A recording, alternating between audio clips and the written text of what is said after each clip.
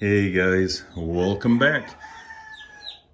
Just kind of wanted to take a look today at my first hatch of the 2020 breeding season. And today we are going to look at the black crested whites. Now these black crested whites, and we'll look at some of the patterns here in a moment, but these black crested whites, I think I set about 80 eggs. Might have to look back at my notes, but I set about 80. We had about, oh boy, 40% fertility, and it was pretty early. But the fertility wasn't that great. And we had some die in the shell, which is always fun. And I believe I had 20 or 21 hatch, 23, 24, I don't know. We're in the low 20s. But I wanted to give everyone kind of a look at this breed. Now, if you've ever looked at black crested whites, they are absolutely beautiful when you can get some that are correct. And I haven't seen any that have been super correct since I was in Europe. I did get to visit with a friend of mine. His name was Lou Cons, and he had some of the best black crested whites that I've ever seen. And those black crested whites, perfect black head, black crests, white bodies. And he really knew what he was doing. He was really the champion of black crested whites over in Europe at the time. And he lived in the Netherlands and only had them in Bantam. But he was definitely a wealth of knowledge to talk to about these birds. But he passed away several years ago, so I know they're still over there, and I don't know who the big dog is anymore for them. But hopefully that we do get to see him a lot more in shows. As I go through here, and you'll see some of these pop out. I'll lift that lid here in a minute. You can definitely see the different patterns these guys get. Some of these guys I could probably sell as silver laced right now as day olds, and no one would know the difference, and you'll see here in a little bit. These guys have had kind of a crazy history here in the United States when they were admitted into the standard. And I want to say that was 98. It was in the late 90s, I know that. A man named Clark Kidler was a big push in getting those put into the standard. And right after the show, he pretty much sold out of most of his stock, and they have been nowhere since. I was not at that show, but I was told that the birds were in pretty good shape at the time, and there were several dedicated breeders. But sadly, a lot of times when there are only just a few dedicated breeders, a variety can pretty much die out, just like these guys have. I haven't seen a really good one. Well, we'll talk about what I've seen here in the United States and all that good, happy, fun stuff. But I can tell you that not too many people are seriously working on it, but we do have a couple people that have jumped in, which is pretty exciting. The Facebook page here is really exciting as well. People are able to share ideas and share thoughts about their breeding and stuff like that. And I love difference of opinions. What I'm doing, I'm not saying, see, doesn't that look like a silver? What I'm doing may not work. I don't know. I'm spitballing here. I'm going with listening to some of those tried and true methods some breeders that I know have done.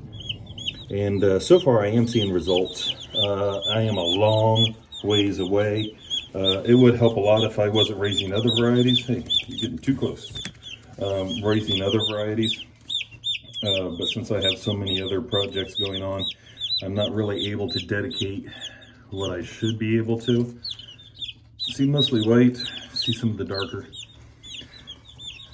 Here in the States, I would have to say, well, I haven't seen a black crested white at a show since I don't know when. I guess it would have been in the early 2000s when Carol Furch from Pennsylvania raised them. And Carol, I'm not exactly sure where she got her stock from. And you getting a drink there, pal? I'm not exactly sure where she got her stock from, but I do know that she probably had the best I have ever seen here in the States that I've physically seen. And all she would do was raise a bunch and pick the best out of the bunch and then just keep raising them. I wish she had kept with them and not retired and moved to warmer climates, but she did. But they were awesome looking birds. Very big males, great size on them. And she did this without any outcrossing. I think as soon as we start outcrossing chicks, we are going to find a lot more problems, and it'll set us back. This breed is hard enough as it is. I'm gonna pop this up for a second so you can take a look. And yeah, 20-ish. But you can see the different kinds of patterns. A couple of them, like that guy over there, looks almost silver. And then there's some really light ones. I had one pop out, and I had to check what tray it was in just to make sure. And it came out solid white. So that will, in my experience, if they are hatched solid white, they come out and they grow completely solid white. These really darker ones, in my experience, they do come in and their bodies are mostly dark. See, right there's the all white one. See, she came out all white, or he, it. Ooh, what kind of chick is it? Boy or girl? We're not gonna get into that, but it's all white, and I can tell you right now that one probably will. Its crest will be white, and I won't be using it. The one right next to it, that little guy right there, and I don't know if you'll be able to see a little bit of gray on his back. And he's just a little bit on the grayer side. Well, actually that right there too. In my experience, those are going to be some of the better ones that I use when you can see a little bit of black on them. This guy here, that looks like a silver laced, they're going to be way too dark from the get-go. But I do challenge, and it's going to cost you feed with this challenge. So you might have to, I don't know, give up the extra Coca-Cola every week, give up that extra French fry or whatever you have to do to save a little bit of money. But I do try to, I will challenge you to try to keep your breeders for at least the second year. Because I've noticed some of my darker ones have actually lightened up, and and I've started to use those instead. And that's what I'm using with these. And you can see I have a lot, and they're starting to come out now. They're getting hungry. I'm gonna try to get over them. And there are some of the ones that I'm really liking because they're just, you see they're a little gray, but they're not real dark. And there's a couple of other ones. Here's my all white one. This one here, a little on the darker side. We'll see what he does. But then these little silver lace looking ones, which I know that's not a silver lace. It is a black crested white, because that's all I set. They will be just way too dark, but we're going to give them a go. We'll let them grow, and if their crest is decent in size, I will keep them no matter what their body looks like until the second year. And by doing that, we'll see how that works. I like this heat plate. They just crawl under, and it's adjustable. That's what I like to. I can adjust it up. I have it pretty low right now because these guys are small, obviously. I just took them out of the brooder this morning. I left them in for an extra day just to see. I did have one that didn't quite make it. It was splayed leg and wasn't very strong at all, so I hate when that happens. But this breed does have its challenges, but when it's done and done right, they are absolutely gorgeous. If you do some Google searches, Europe still has some of the better ones, and a lot of them are Bantam, and those come directly again from Lucans. When I visited Luke, he actually lived in town and had a little coop in the back of his house, which I proceeded to just be fascinated that he would have roosters and everything in town.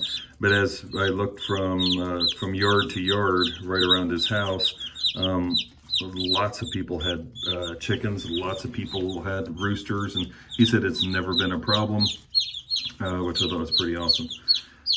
And he was also able to get the black crested whites all over Europe. He was able to show all over.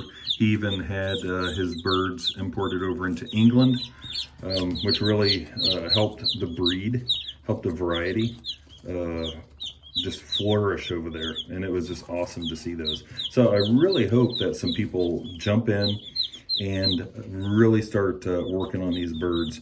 I would love to be able to start showing and have competition, and I want beat at every show because I'm working hard on mine. And if I know I'm getting beat, then that means other people are working hard too. But they are a fantastic little breed, and the females I have found to be super nice. That every male that I've raised so far, they're mean as a snake, and yeah, I wouldn't let my worst enemy. Well, no, I probably wouldn't even let my worst enemy in there. But again, you can still see all those different combinations and colors, and it's just amazing how many of them come out just from breeding birds. And my breeders were 95% white-bodied. You know, still got the occasional black feathers here and there, and black crests. Crests are still on the smaller side. But instead of infusing something, now there have been all kinds of different things people have used, and I have been guilty as well. I had these years ago before I had to sell out because I had to move and I was in college and all that good, happy, fun stuff. And I had a very good friend of mine, Al Westling from Kansas, and he sent me a very, very, very poorly laced silver laced hen that I put in with my Bantams. Helped if I moved my big finger out of the camera too, wouldn't it? And sent me a Bantam silver laced hen, and I put her in with my Bantam black crested whites. And yes, guys, there used to be Bantam white, black crested whites. Again, those were imported from Clark Kidler, and Sandhill Preservation Center used to carry them. And I had them for a long time, but again, I had to sell out in college and I had to move. So I don't think they're even around anymore. So maybe one of these days, I'll add that back to my docket of trying to get out to get some Bantams again. But right now, I just want to work on large fowl and get them going. But I did use that cross, and I didn't see really any benefit of it. Maybe I didn't work on it long enough, hard enough. So I'm not quite sure on that one. But I try to do as much as I can without outcrossing to other breeds. There's all kinds of stories on how these were created, whether Lakenfelders were used. I've heard owlbeards, and I think it was last year or the year before, I thought about using some owlbeards to help with these. An owlbeard, I haven't been able to find any. They're on the endangered list. It is a black-bodied bird, or a white-bodied bird with a black muff and a black head. Beautiful birds. And I thought about using those, but then, you know, I'd been fighting the small crest, and these guys already have a small enough crest as it is. So I'm really hoping for some good crests. Now, one thing that I have noticed with crests, and that's these little silver lace looking, the darker ones. It seems like the darker the body, the bigger the crest, which is not aggravating in the least. So with a new expansion that I'll have on another video later of a different barn, I hope to have maybe a couple different breeding pen areas, and I might be able to do some experimenting with just using dark colored black crested whites, like the males or the females with the bigger crests. And we'll see if that makes any kind of difference or not. But this is my first hatch of 2020. And like I said, it's only about 20, 22, somewhere right in there, little chicks. So, and I do everything. I only have one incubator, which I need to change that at some point. But what I think I'm going to do is, and so I have to rotate. So I'm going to do at least 2 more batches of these, and hopefully fertility is better. So if I can set another maybe 100 eggs at a time, 2 or 3 more times, we'll see how that works out and see if that really gets me where I need to go. There's another little, see, he's light, just a little chipmunky looking thing on his back. Same here. Those are the ones that just seem to do the trick. So, a couple challenges for you. Take a look at them. They're not going to win shows for a long time, guys. And that's why they're not really picked up by anyone. Some people that pick them up think they're going to make a huge buck. Well, kudos to you. If anyone ever comes to the farm and they see a pair of these and they really super want to work with them, and they can give me the pinky promise they're going to, you'll walk away with a free pair of these, because I'm not in it for the money. I am in it for the birds, and just to I want to see them out there. I want to see these guys in the show halls. I don't want to say back into the show halls, because they were in there for such a short time. I don't even know if we could count as back to the showroom. Take another little look in here. I know you guys are getting all more. Man, he is so dark right there. Like a silver lace, didn't he? But majority of them, I am having a nice soft color. I'm definitely fewer all whites, just the one all white this time, and just some of the really dark silver lace. So hopefully I'm turning the corner. We'll just have to see how it looks on the crest and everything else. So hopefully this gives you a little bit of, I don't want to say motivation to raise these guys. And I don't sell a lot of these. You know, people ask for chicks and stuff like that, but I don't want people getting my culls. That's not going to help the breed out at all.